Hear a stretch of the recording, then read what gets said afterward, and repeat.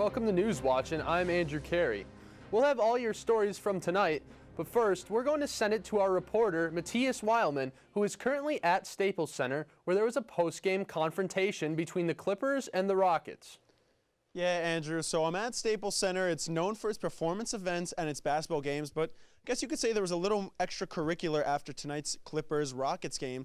A little backstory, this is Chris Paul's first game back in Staples Center. He was a member of the Clippers for 6 seasons before a trade sent him to the Rockets. They played a video before the game for him, a tribute video.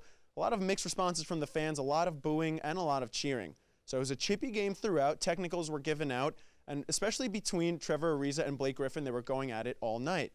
The Clippers have this one in the bag, and Trevor Ariza keeps jawing with Blake Griffin. Blake Griffin actually ends up bumping into head coach Mike D'Antoni of the Houston Rockets. So Blake Griffin gets tossed for that. Trevor Ariza goes after him. He gets tossed. A lot of talking to from the sidelines from Austin Rivers. After the game, however, that's when things really started to get interesting. Apparently, there's a secret tunnel in Staples Center that Chris Paul knew about because of his time with the Clippers.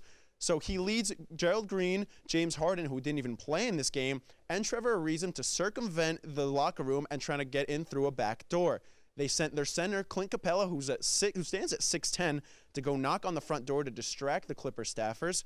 A Clipper staffer ended up opening the door, and the Clipper staffer opens the door and sees Capella, and because of the chippiness of the game, realizes what's going on. So she immediately closes the door on Capella. From there, people kind of just went their own way, but a real bizarre scene at Staples Center here, Andrew. Sounds like a chaotic situation, Mattias. Were there any suspensions or arrests made? So we should call this a confrontation, not an altercation at this point, because there were no punches thrown.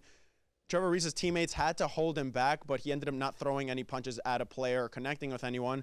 We're finding out later if there's going to be any fines or suspensions, Andrew, but this just happened less than an hour ago, so we're going to get an official call from the NBA. Reporting live from Staples Center, Mattias Wallman, News Watching. Thanks, Mattias. Coming up, we'll dive into another episode of Where in the World is Kat Snyder? Stay with us.